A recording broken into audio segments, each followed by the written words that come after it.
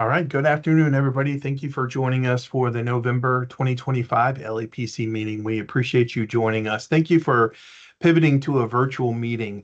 I know this is unusual. We usually have an in-person meeting, but thank you so much for allowing us to be able to pivot from our in-person meeting to a virtual meeting. Just some housekeeping rules before we begin, just letting everybody know that starting next year, you will all receive calendar invites for each quarterly LEPC meeting. You should have received them already. We have removed ourselves from sending out the reminders through Everbridge. We found that providing the calendar invites to everybody is more helpful to keep things consistent. So you're not wondering when the next LEPC meeting is, you'll have it on your calendar. The next housekeeping item is that we are moving from the Second Patrol Division. We are no longer going to be utilizing the community room there. We're going to be utilizing the training room here in our office, which is the Police Operations Center at 3661 East Virginia Beach Boulevard. That's at the 911 Center and Emergency Management. So just for your notes for next year's meetings, all of them will be in person here at our office at the Police Operations Center. There will be some virtual options for that as well. So we're working with the logistics trying to figure out that because I know a lot of people do like the virtual option for those who can't make it. So we appreciate that. Before we move into our hazmat presentation this year, thank you so much for Norfolk Fire Rescue for being able to provide that presentation for us. We just wanted to provide a couple opportunities that we have coming up this weekend, and then also talking about winter weather. So I'm going to turn it over to Scott to discuss those two items. Then we'll turn it over to Ricky for what's coming up next month as well. Scott, go ahead. Thank you, Daniel. So I'd like to talk about the Grand Illumination Parade set to begin on Saturday at 7 p.m. I won't get into Ricky's weather forecast, but it looks like we're still a go for the parade. And as of interest for this group, we do have incident command, and that's going to be at Selden at the downtown council second floor. We'll be running incident command from there. We'll have representatives from the police, the fire, HRT, and some other private agencies there. We'll have our PIO there as well, just to make sure that we're monitoring the parade and getting the message out. We expect anywhere from 60 to 70,000 folks out there. And it's very important that we have a good structure and a command post. For each of our events, we create an emergency action plan, which involves all the different participants in there and a whole book of what's going to happen, who's working, what could happen, what kind of messages we might need to send out, and of course the parade route and everybody working and what post they're at with our communications and what channels everybody's working. So that emergency action plan for the parade gives everybody knowledge of what's going to happen, when it's going to happen, and if something goes wrong, who they can contact besides us at the EOC. So we're very happy to do that every year. And we do that for the parade and also for the two races Saturday and Sunday morning.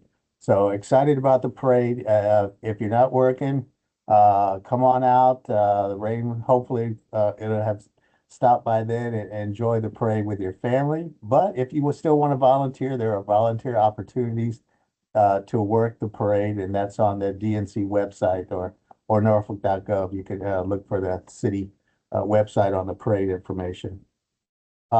So I want to switch gears on one of the projects we have, and we have this every year about this time. We have a winter overflow weather program. It's called WOW, and it's basically to monitor the weather, see what its conditions are going to be outside, and if conditions outside make it life-threatening for people to stay outside, then we have teams from CSB and Human Services, our police, our fire. They'll find folks outside or let them know what type of sheltering is available. And it's very important we get people off the street so nothing bad happens to them during these storms. And one of the criteria for that is anytime the temperature would reach 30 degrees or below. So, and that's including the wind chill. So as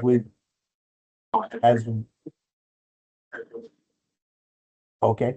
As we look at the weather and see what the weather's going to be, we look at the wind chill and see how that's going to affect everybody.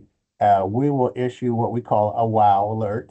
And the first, it's WOW 1, and it's just telling everybody it's unsafe to be out on the street so everybody can get that message out. During WOW, our folks at CSB's and the Office of Homelessness have worked with our churches. So we have churches lined up that will actually accept up to 55 people a night. So, and the churches work from anywhere from 1 to 2 weeks. So they'll be assigned to open their doors from 7. They open up a little early, but it starts from 7 p.m. Till 7 a.m. And they invite the homeless to come inside. They give them meals at nighttime and in the morning, and they give them a place to sleep and stay out of the cold. So we have a good program with the churches, and we have a list of what's going to happen with that. We have some large churches and some small churches. So to make things fair or even on a regular basis, the number that everybody can accommodate is 55 individuals. So that's how many we'll take off the street and put it into the churches. Now, what happens if we have more than 55 people? Well, as you know, we have the homeless shelter or the homeless motel called the center, and they can accommodate up to 50 to 55 additional people for that. So if we have an overflow of the churches, and we'll use the churches first, then we'll go into the center and fill that up. And then there's stage 3 plan, which they have in case we have more folks than that. But so we have plans in place to take care of everybody. And we're looking a group of people, not only the city folks, but church folks, but we have Salvation Army, Union Mission, people that can assist with food and other objects. So the WOW program is very good. It started out of Human Services Office, so kudos to them. They helped create it. It started. It usually starts right after Thanksgiving, but as you know, the previous week we had cold weather, so we had to activate the program prior to the season. And so the center actually housed, I think, 36 people on that Monday night, and on that Tuesday night, there was a freezing warning as well. They handled 42 people. So they were able to adapt and take care of people prior to the actual, the date of the WOW season. But we have churches in line starting right after Thanksgiving, and the WOW season actually goes to the end of March. So we've got a lot of people lined up, a lot of churches. We've got a lot of city staff and employees. We got a policy in place. So we're looking good to help everybody out there in this winter season. Hopefully it won't be as cold as they predict. And if it is, then I'll blame Ricky on that. So thanks, Dan. That's all I got. All right, thank you so much, Scott. I posted the link to our WOW plan inside the chat, but I also wanted to let everybody know that we have started asking for community plan reviews for our plans that we have online, what operational plan or hazard specific annex. So with that link there, if you scroll down the page, we have a link for two things. One is the community plan review guide, which kind of helps put in perspective what we're trying to do. We're not looking for emergency managers to go through the plans. What we're really looking for is our citizens, our ones who live in Norfolk, our single parents, our families, our elderly, just to make sure that our plan is inclusive of in addressing all of the questions.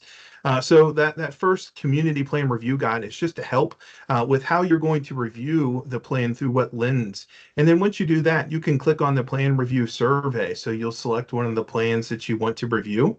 And the survey has specific questions that'll guide you through providing us what we're looking for to be able to update our plans. We started this with our Emergency Management Advisory Committee, and it worked out really well for our committee members to be able to review our plans and to provide us some feedback. And yes, their feedback has made it into our plans. So now we're trying to draw more feedback from our LEPC group and then also more community members because we really want our plans to be reviewed. Not only does it give us the reassurance that we have what's in there, but it also gives our community time to read it to understand what the city is going to be doing during one of those specific hazards. And it also provides them what we're asking them to do. So it's kind of twofold. One, where we want the info to be able to update our plan, and two, we're just trying to get them to read it so they know what we're going to be expecting of them if something does occur. So that is online. So if you have a few moments and if you have the opportunity to go through one of the plans to review it, we would really appreciate your feedback. Next thing is I wanted to discuss, we've got, not in addition to the parade this weekend, we also have Norfolk Harbor races, the foot races on Saturday and Sunday. So Saturday morning between 5 and noon, if you're going to be downtown, expect traffic. That's the kids 1 mile race and the 3 mile race, the 5K. And then on Sunday is the half marathon and 10K, which if you're going to be anywhere on Hampton Boulevard, Tidewater Drive, anywhere in that area downtown, just know that there's going to be traffic between 5 a.m. and 12:30. So we're really excited about having the Magic starting this weekend. This sets the tone for the holidays coming up. So if you would like to be a part of the Unified Command, either Friday, Saturday, and Sunday, let us know. We most certainly would allow you to come in and sit with us to see how the city operates in a unified command, addressing the concerns of what's going on and how we deploy resources whenever there's an emergency with our fire team or Norfolk, our fire rescue team or the police team. So with that, I'd like to turn it over to Ricky for him to discuss the Winter Preparedness Week that's coming up next month. So Ricky? All right. Apologies if my microphone cuts out here. I've had a few internet issues, but we'll see how this goes and try to run through it. Coming up in about a little less than a month now, December 8th through the 12th is what we refer to as Winter Weather Preparedness Week in Virginia. It's going to be December 8th through December 12th, and each day has a certain theme associated with it. So Monday is the day talking about this year's winter weather outlook and winter weather terminology. Tuesday will be related to storms affecting Virginia.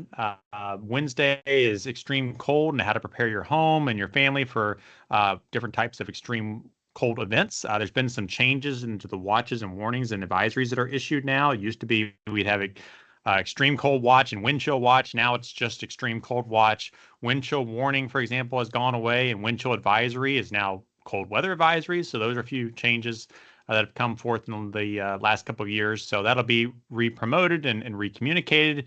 Thursday is related to freezing rain and sleet, something that we don't see a ton of here in Hampton Roads in terms of freezing rain. We're more likely to kind of be on the rain or snow line, but we have seen some ice events before, especially as you get further west towards the Richmond area. And one of the worst ice storms in our region back in the late 90s impacted areas of Hampton Roads, as close as I want to say it was Newport News, and Williamsburg had a pretty bad ice storm there. Friday will be related to driving in winter weather and everything that comes with that, relating to supply kits and different types of hazards that you may encounter on the roads, from black ice to freezing rain and different types of bridges freezing first, things like that.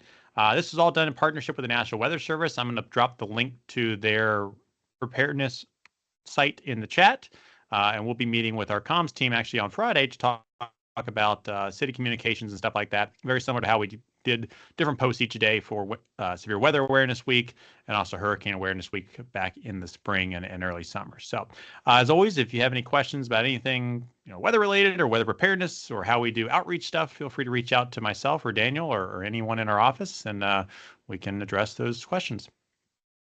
Thank you, Ricky. Appreciate that. He said two things here. One, I definitely want to know that Ricky is a resource to our LEPC group. So I know we all have different events that are going on or things like that, but Ricky is a phenomenal resource for the emergency management office here that you can tap into to request some information regarding your event.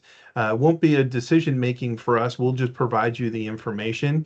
And then also, if you need a connection with the National Weather Service, he can provide you all the links to be able to review the weather or to be able to speak with the National Weather Service meteorologist up in Wakefield. But please utilize him as a resource for you. Very approachable. He will definitely put you on the right track to whatever you need. And the second part, the reason why we wanted to talk about the Winter Weather Preparedness Week coming up is twofold. One, we have some department coordinators that are on here. So Ricky will be sending out some information to you shortly of how you can get your departments involved in receiving the information each day. And then two, how you can discuss some of this with your organizations as well. If you're not with a Norfolk City department, you have your own organization, it's just an excellent opportunity for you to be engaged with your employees there, sending them some information either daily or you can just do it weekly, but having some discussions surrounding the different daily topics. It's pretty neat to hear people's discussions once they're actively involved in talking about winter weather safety and things like that. So it just kind of sparks conversations to help you to be able to provide some information to your team members so they can hopefully prepare themselves for anything that's coming. And yes, Scott and we did have to declare WOW last Monday and Tuesday. We've already been down past the 32-degree mark. So we're already into the winter season. So providing whatever information we can to help keep our community members safe is definitely something that we value. If you need help in crafting some discussions around winter weather safety awareness, please reach out to us. We'll definitely send you some of the templates. I know he put the link inside of the chat. That's an excellent resource for you as well, but please reach out to us. Those are all the updates that we have. We're going to turn it over to our Norfolk Fire Rescue team now to provide us the annual hazmat presentation. As you all know, as part of our LEPC program, we have to have an annual hazmat presentation to understand the hazmat response and the resources that Norfolk Fire Rescue has regarding the Tier 2 submissions that are required yearly for any organization inside of Norfolk that has any hazardous material. So we're very thankful for the fire rescue team to be able to provide us this presentation. So with that, I'll turn it over to Investigator Tracy Hodge. You can go ahead and start sharing your screen, sir, and you can start your presentation. All right, can everybody hear me?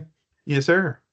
All right, great. I'm gonna see if I can get this shared. I'm not sure, I haven't done this before, so I apologize if we have some issues. Let me know if you have it on your screens. All right, I'll let you know when you share.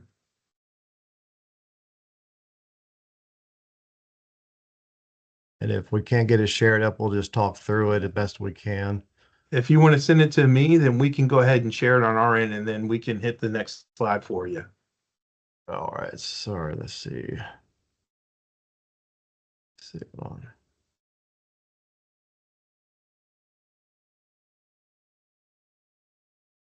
All right, we see your screen. And there you go. You're good to go. All right, great. So, hey, good afternoon. I'm Investigator Hodge with the Fire Marshal's Office, City of Norfolk's Fire Marshal's Office. We've got this annual required meeting for the LEPC meeting each year. This year I was tasked with it. So I appreciate your time and everybody coming out for the meeting. This is going to be 2024 review for the LEPC. As we said, this is Chief Langley is the Fire Marshal with Captain Spence now. This is, like I said, our mission statement is prevent harm and work to ensure safe communities with the City of Norfolk. So that's our mission statement. Why are we here? Well, every year we have the LEPC meeting that we come in and talk to you guys about what we're doing about the Tier 2 and the challenges we have for hazardous materials and the challenges that they present for our communities. EPRA, of course, in 1986. We have to meet annually. This is the reason why we're here. And we present for the emergency responders, industry, and the public. This was all brought about by the India Bhopal emergency that happened in 1984. Obviously, it was a global disaster. 25,000 people dead and injured. And now we have certain standards that we revolve around in order to take care of requirements for the state and for the City of Norfolk. We have the Liability Act 1980, super funded, Tier 3, and the Virginia state law in order to, that's our guiding factors to implement our inspections. For major provisions for the EPRA is emergency planning, emergency release notification, hazardous chemical storage reporting requirements, and toxic release inventory. These are the 4 provisions we work under. It's an overview of the EPRA. Tier 2 reporting, things that we require from the Tier 2 reporting from these companies that work in the city of Norfolk. They have to have a Tier 2 submission form required under the EPRA 312. And the purposes of the Tier 2 form, local officials need to be able to indicate what their hazardous materials are in the facilities. And it's the owner's, operator's responsibility to send that up to the state. And of course, Mr. Hudson gets that, and then it comes down to us to use that information to provide good inspections to make sure that the information that they have provided to the state actually is what we see on the ground, and that there's no hazards with those chemicals, and that they are utilizing and storing these chemicals correctly under the state guidelines. So the information that's required, obviously, is emergency contact. All these pieces of information we verify once we go out to these locations to make sure that obviously they're doing what they've said they are doing with the state. We check and verify all this information, and that there's been no changes to any of that. The structure of the fire marshal's office is as it is right now. Chief Langley, and then we've got Chris Spence as deputy fire marshal, and then 3 supervisors, and so on and so forth. But this is the amount of people we have up in the fire marshals right now to do our investigations and inspections for all the Tier 2 facilities and all the other responses for the city. Main purposes or the priorities for the fire marshal's office currently is Tier 2 inspections, permits for hazardous operation sites, environmental crimes investigation, commercial inspections and enforcement, and of course, arsons investigation. So there's quite a lot on the fire marshal's office plate. For training for the fire marshal's office, it's a 6-year minimum to even apply up for the fire marshal's office. Complete a promotional process for inspector, and then of course we have several certifications we need to get in order to be trained up in order to do the inspections and investigations for the Tier 2 facilities and everything else that's up required in the fire marshal's office.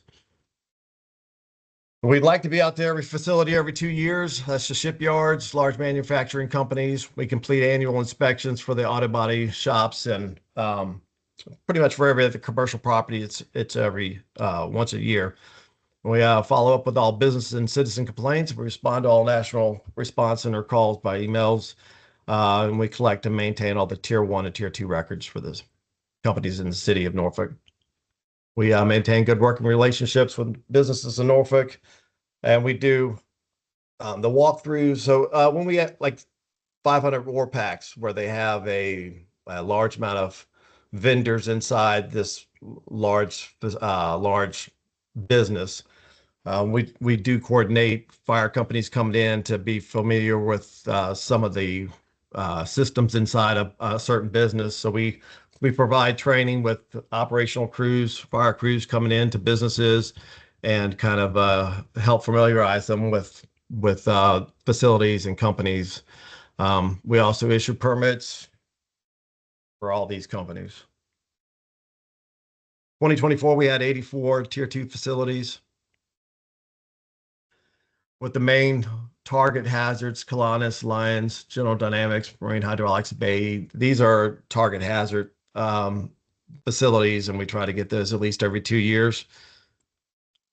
Some of the other big players: Dominion Power, 500 war packs we just spoke about. They've got 4 Tier 2 vendors on site, or 4 vendors that have a lot of hazardous materials on site. So we've been in there quite a bit this year to make sure that everything's been in compliance. Hampton Roads Transit, Costco. A lot of these just have a lot of fuel on site, but we do go in there to make sure that what they've submitted for the Tier 2 reporting is what we see on the ground when we do the inspections. This is kind of a breakout for the last 3 years, and since we started with our new reporting, this is kind of breaks out all of our call volumes for NFR. But the main things that we need to that are kind of related for the tier 2 piece of this puzzle is hazardous material release investigations. That could be anything from a propane tank being released to something more serious, but there's been 113 in the 3 years. Chemical combustible leaks, 227. This could be, like I said, a leaking gas can or something more significant, but these are the response calls over the 3 years.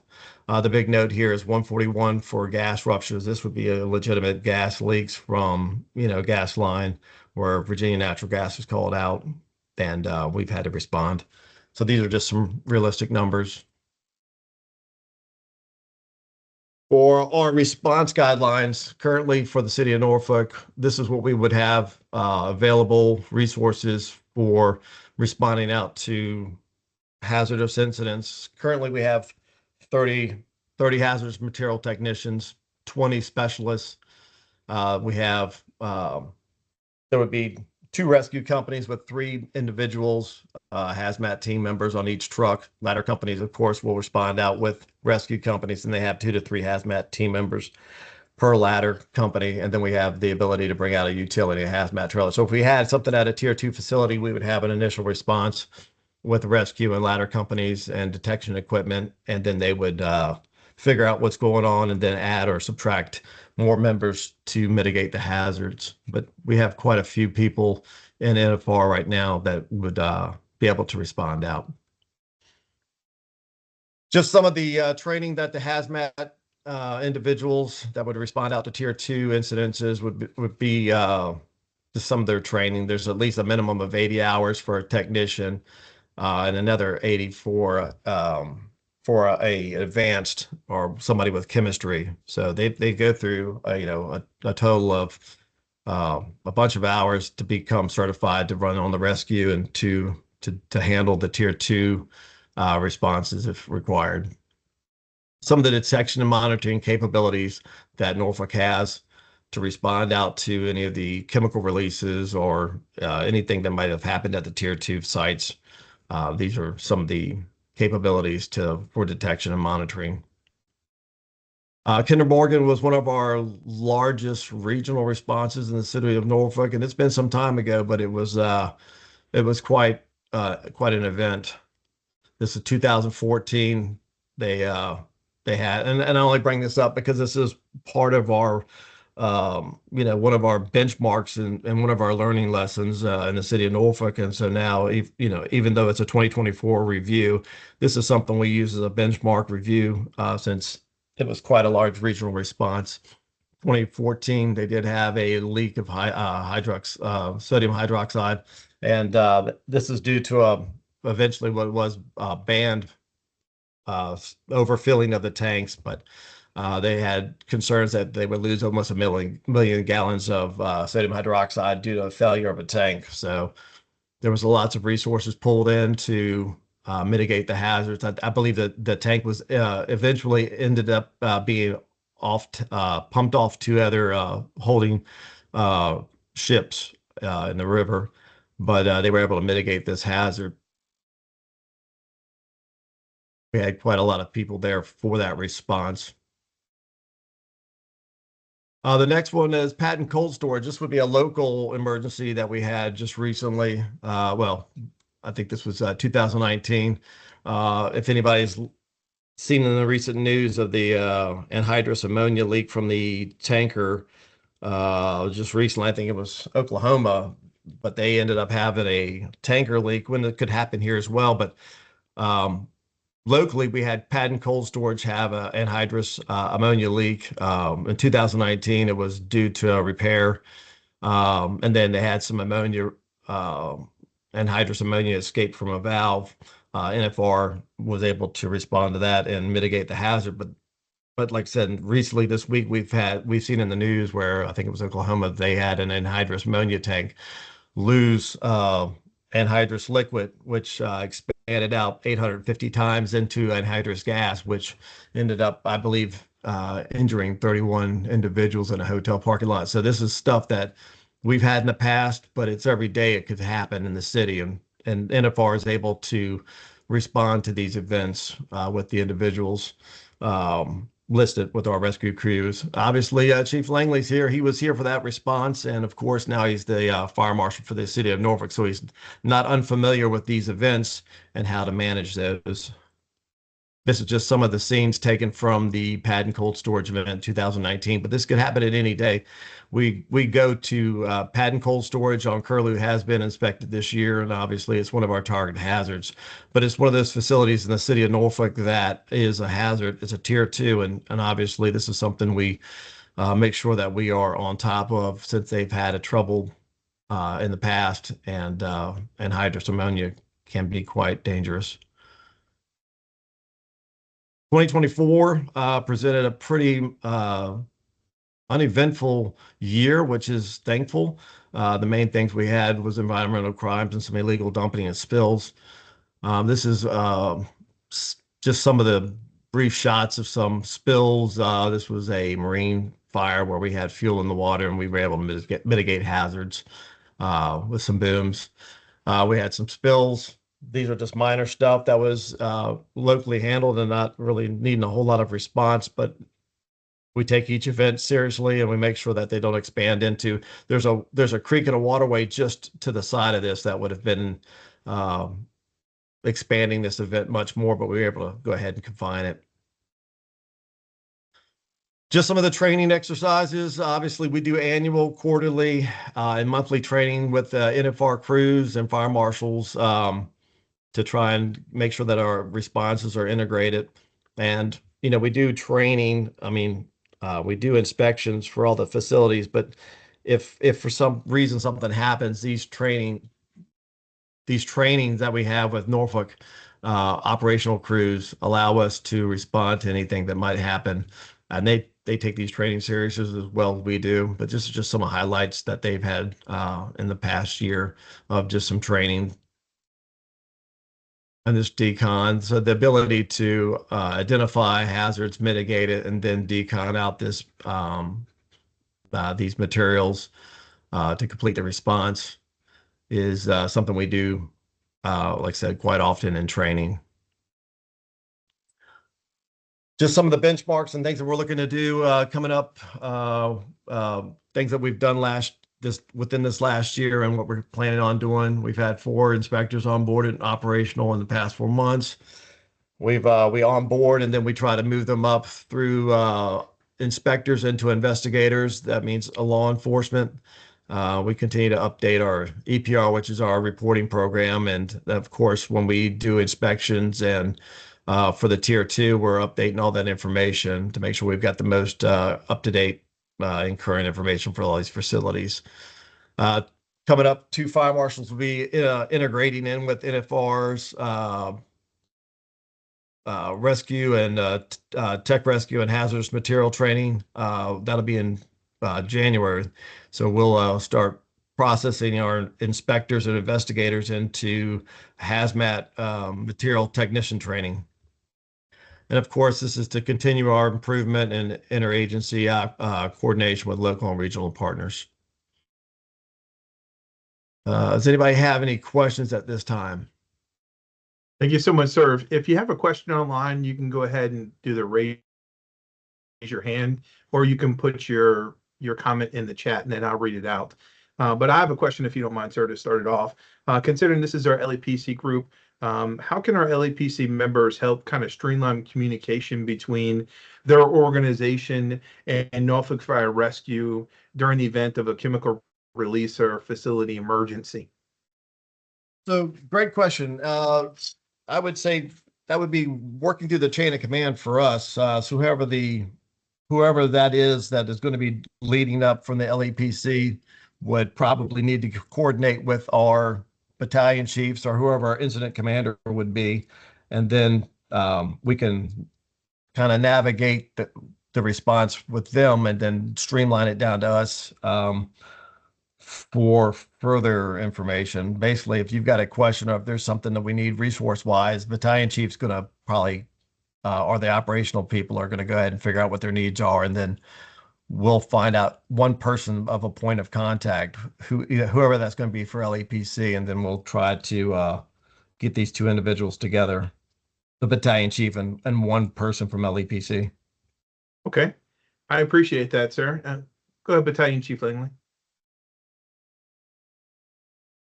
Good afternoon. I was just wanted to add, one of the main things that the partners could do is if they have any critical changes happening in their facilities, whether they're uncertain or not, it also always good to reach out to the fire marshal's office just to get some advice on I guess, basic standards and best practices as far as mitigating whatever kind of incident we may come into. It's always a good rule of thumb to prepare for these incidents before they happen, and also to give our responders the best opportunity to mitigate the hazard once we're on scene with minimizing how many folks are involved. That fantastic, Battalion Chief. That was leading into my next question. Can they utilize your team as a resource to be able to come out and do an inspection or discuss with them some of their concerns? Is that availability to our LEPC group? Most definitely. We prefer, like I said, to be preventative in any way. So if there is any question, anything that comes up that may be a change in the facility or the storage or the amounts of chemicals or whatever they may have, it's always a good thing to get in touch with us as soon as possible so we can come in and make sure the inspection is current, and also to adjust our plan of attack if we were to respond to the facility. The earlier we get there, the more we know about the facility, the better prepared that all of our units can be. Thank you, sir. Appreciate that. And I see we've got Adam Gwynn on the line as well. For y'all three, I've got another question before I jump to David's. What is the most common mistake that you guys see on these tier 2 submissions, and how can our LEPC group or the facilities avoid them? Great question. So when we do our inspections, obviously we're looking at the tier 2 reports, usually from the previous year. So we're going in and sometimes what we're finding out is the chemicals that they have on their tier 2 submission is either incorrect or has changed, or the quantities have changed. So really just making sure that whoever their environmental control or whoever their safety person is that's submitting this report is making sure that they have the most current information in their system and that they're verifying it. Thank you, Tracy. Appreciate that. And I see David put a question in there. Do you have a drone to do real-time evaluation of air sampling at a hazard incident? I see Adam yeah. We do have drones, and so that is something that we partner with with the Norfolk Police to have that capabilities. And there are several people in the Norfolk Fire Rescue that have drone licenses, so we do have the capability of doing drones. We do have, I believe, we had kite drones on battalion cars as well. So there are abilities for the city of Norfolk to have drones in the air. Excellent, great question there. If you have a question, Kathy, go ahead. Okay, can you hear me now? Yes, ma'am. Okay, great. This is well, regarding David's question concerning the drones, I would, and the answer, of course, from Tracy, I would be very interested in knowing what our inventory is across all risk stakeholders in and for the city, because that's something that we here in finance risk management are looking to get our arms around from an insurance assessment standpoint. So maybe I'll be reaching out and touching bases. And for any other risk stakeholders who are aware of drones, kind of like a commercial here, but if I would really much be interested in if you could let Daniel know, and then I can correspond with him, or you can feel free to reach out to me. But this is Daniel's coordination here, so I'm happy to work with him and collaborate with any of you concerning our drone usage and inventory. Thank you. Sure. Great question. I'd have to get back with you on the amount of drones, the exact number and usage.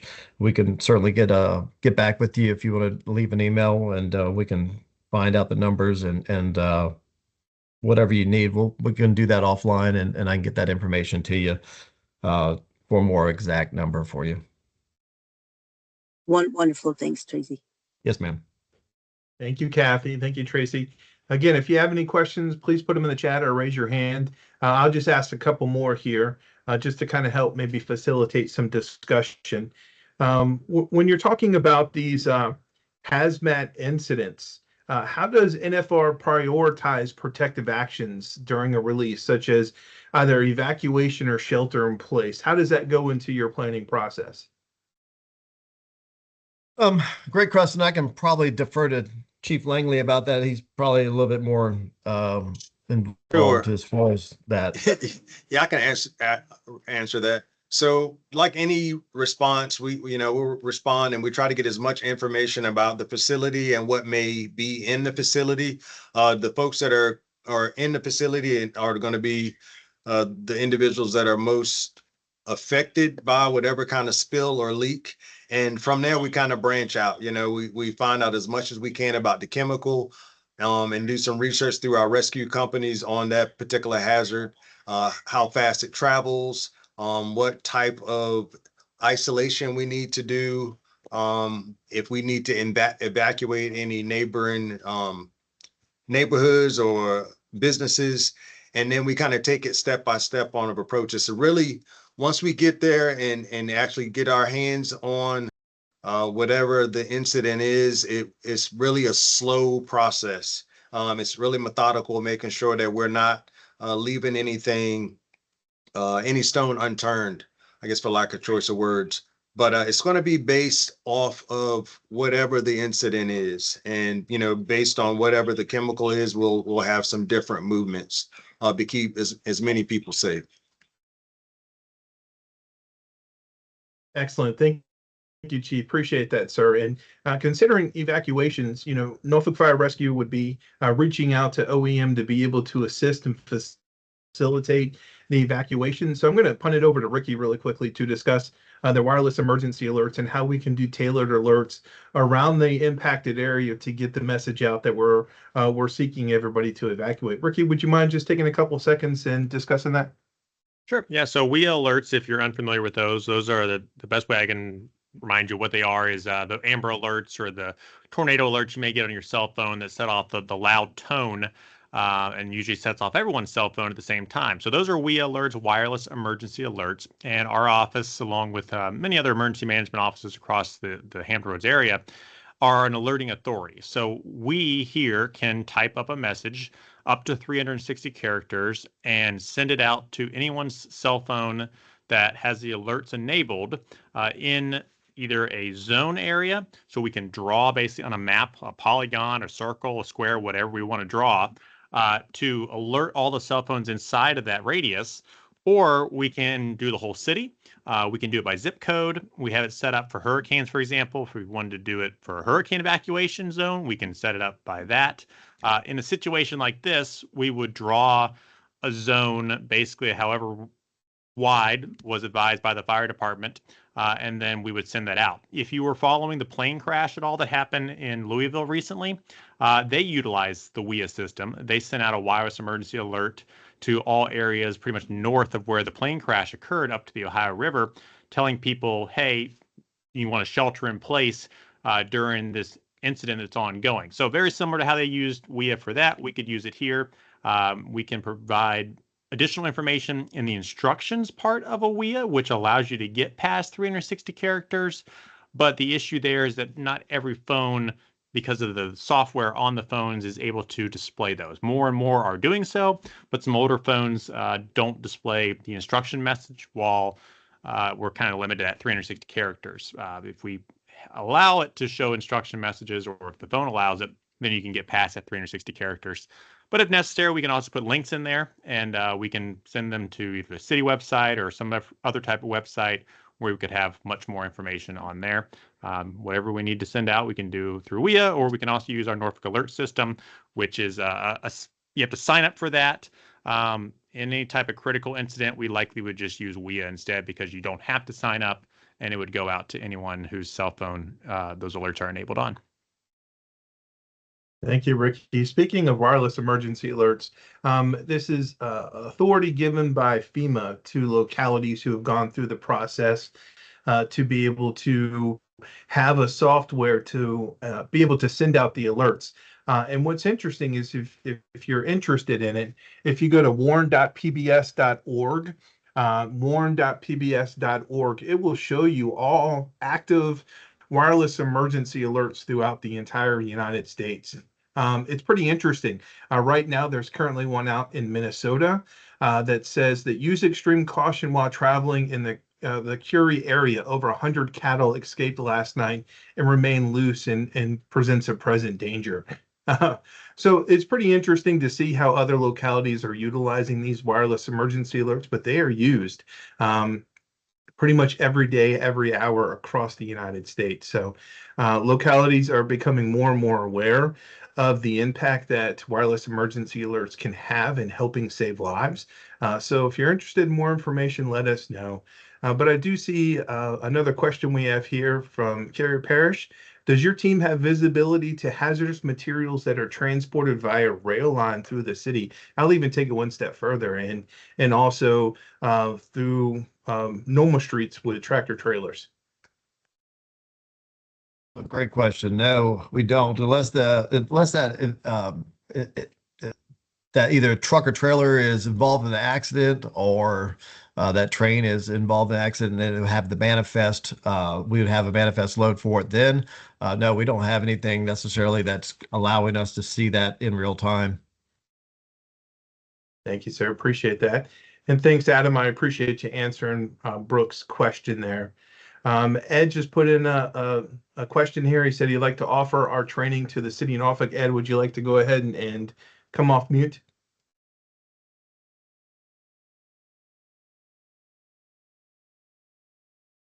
All right, thanks, Daniel. Yeah, I had my hand up as well, but yeah, I'm Ed Hanrahan, Virginia Natural Gas. Run the public awareness, and we are required to offer training to all local first responders. And I have stopped by the training facility on Thole Street, and just want to, since I have your attention, is offer training. And Daniel knows how to get a hold of me, or I can put it in the chat.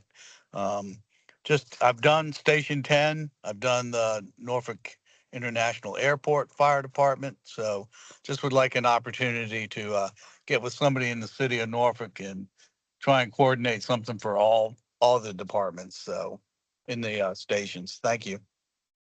Thank you, Ed. Appreciate that. And if you have any questions how to reach Ed, just please let me know. Ed has been an excellent partner with Virginia Natural Gas, and we appreciate his willingness to be able to provide some of that training to our departments. Jonathan put an excellent question in there. He said, according to EPA, electric power generation, transmission, and distribution facilities are required as Tier 2 sites. And we noticed Dominion Energy is among those with facilities subject to inspection. Have there been any indications the EPA intends to add energy storage systems facilities to their list? And has EPA added any other types of sites recently to the list of Tier 2 type facilities? So we do have Dominion Power as a Tier 2 facility, and we do the inspections for them. But as far as adding any additional Tier 2 facilities, we haven't received those submissions yet. All right. I haven't received any guidance on EPA as well, Jonathan. But if I do, I will most certainly let you know if they send out any updated criteria. And Jonathan, if you wouldn't mind, please putting your email in the chat. I don't see you on the list. Thank you. And I see, Hey, Daniel. go ahead, Adam. Oh, go ahead, Adam. I was just going to tell you, Daniel, that Jonathan is new to risk management. And so I forwarded the meeting invite to him because of special projects he's working on that involve some subject matter of interest that's being presented here at LEPC. I meant to reach out to you ahead of time. So thanks for your time on that. And thanks for supporting his question. So Jonathan, please make sure, I see your emails in there. Thanks, folks. No worries, Kathy, at all. Appreciate it. I just didn't want to leave Jonathan out, but welcome to the team, Jonathan. Glad to have you here. And if you need anything, just let us know. I see Adam, your hand's raised. Go ahead, sir.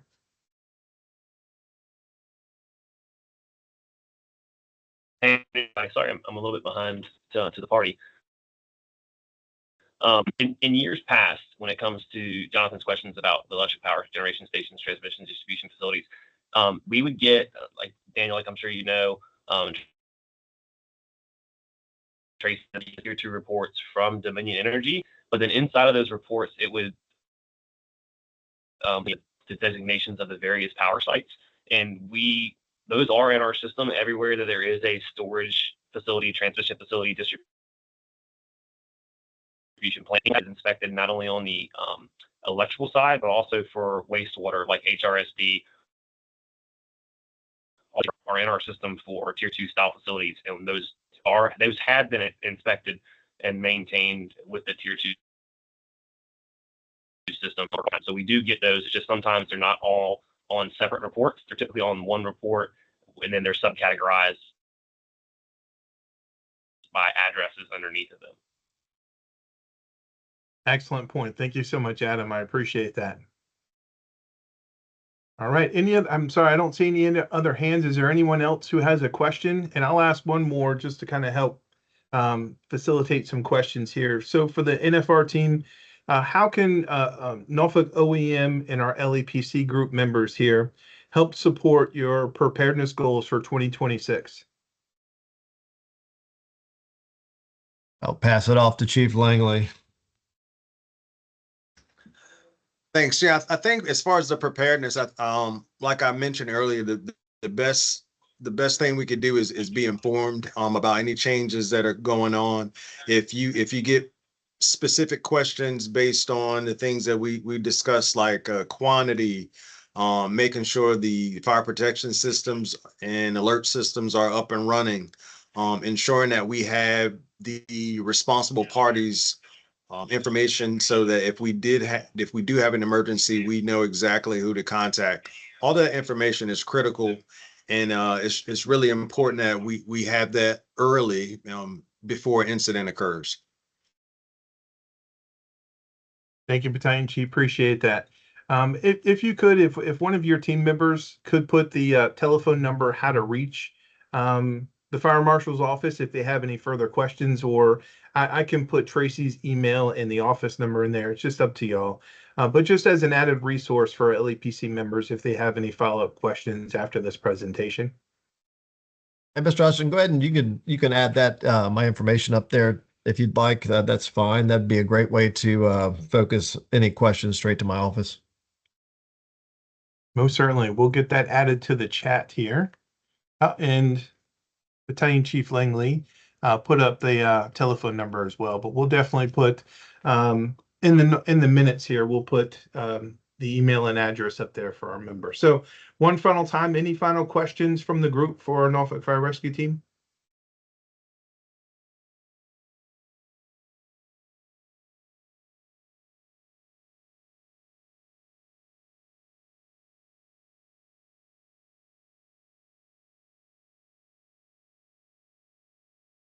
All right, Battalion Chief Langley, Fire Investigator Hodge, and Adam, thank you so much for being able to come out and provide our hazmat annual presentation to our LEPC group. Sorry, this meeting was going to be in person, but we had to pivot at the last moment to make it virtual. Next year we'll have an in-person because I do feel that it has a lot of value when everyone's in the room kind of discussing things.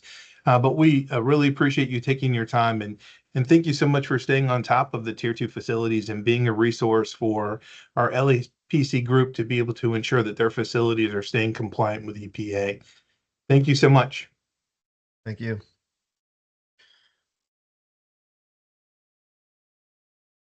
All right, so with that, we'll go ahead and do our roundtable discussion. You heard kind of what's on our plate coming up this weekend, and after that, thankfully, things will event-wise kind of slow down for us. It's been a pretty up and down summer with the events that we've had going, and then the flooding that we had with a couple nor'easters, other storms, but thankfully, knock on wood, nothing major in the event of hurricane. It looks like we're pretty much almost done with the season, although we got another week left in that.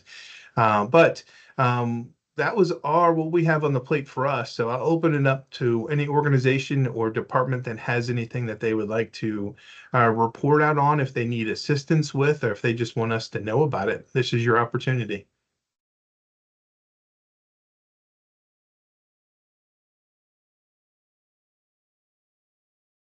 Man, y'all are a quiet group this morning. Everybody's ready for Thanksgiving.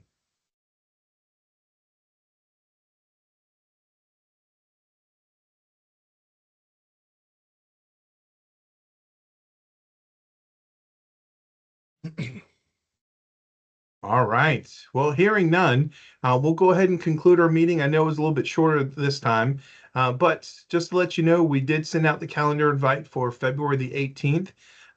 That is going to be our next meeting. Again, it will be in person here at our office at 3661 East Virginia Beach Boulevard. If you have any questions, please let me know. We have transitioned out of Everbridge and are now doing a calendar invite. And each of y'all should actually receive our weather emails every Monday and Thursday as well. We've added you to that. So if there's something, if we've left somebody off that you want to add to the LEPC, let me know and we can get them added to the group. Or if you want to be taken off, let us know, but we'd be sad to lose you. But with that, we'll go ahead and tell everybody have a happy Thanksgiving, and we hope that y'all all stay safe. Thank you so much. Thank you. You too. Thanks.